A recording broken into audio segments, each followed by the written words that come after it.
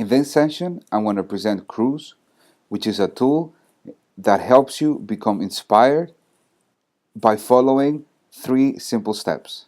So the first step of the process is entering your search terms. So I'll go ahead and type food advertising and click explore. What happens right now is that using these terms, the system crawls Twitter for the most popular tweets around these terms, and it presents it in the form of a word cloud where more prominent terms are closely related to advertising food. What you can see here, and the reason to do this, is so that you can relate terms that were otherwise not apparent to you. So for example, when you look at advertising food, we can see that it's closely related to obesity, to overweight children, and to fast food. If I scroll down, I can see the second step of the process, which is my explore query.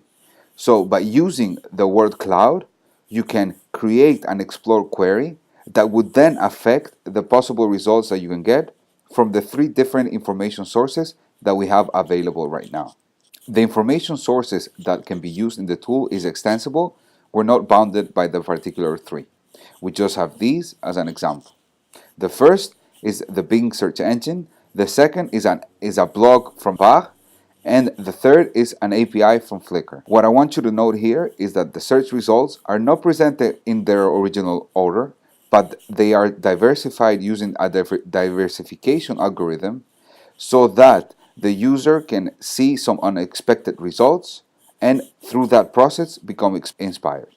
So I'm going to go ahead and look at my word cloud again, and I'm going to click on obesity, because even though overweight children is closely related to food advertising, I want to see what happens with older people as well.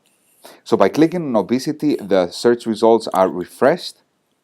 And if I wait for my Bing results, I can see here that even though I did not include children in my explore query, I can see that this is something closely related. This is a search path that I might have to explore.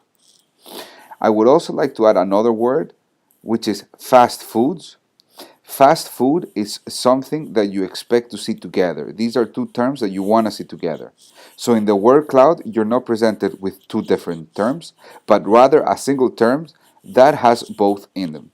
If you wanted to see, for example, the tweets that make up this word, you can click on the looking glass here and you can get a pop-up with all the tweets.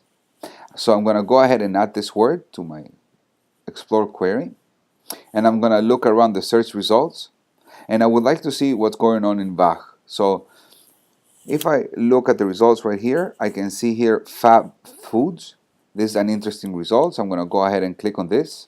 And if I see here, and if I read the article, I can see there was a special in the Fab Lab where you could digitally fabricate your food with a laser cutter, shop bot, or 3D printed. So immediately, through the use of Cruise, I was able to create new relationships around the words food advertising. I was given a clearer view of the fact that food advertising was closely related to obesity and health with children. And I was also given a good idea as to how I can leverage 3D printing to create foods that can be used for advertising in a positive manner or in a healthy way.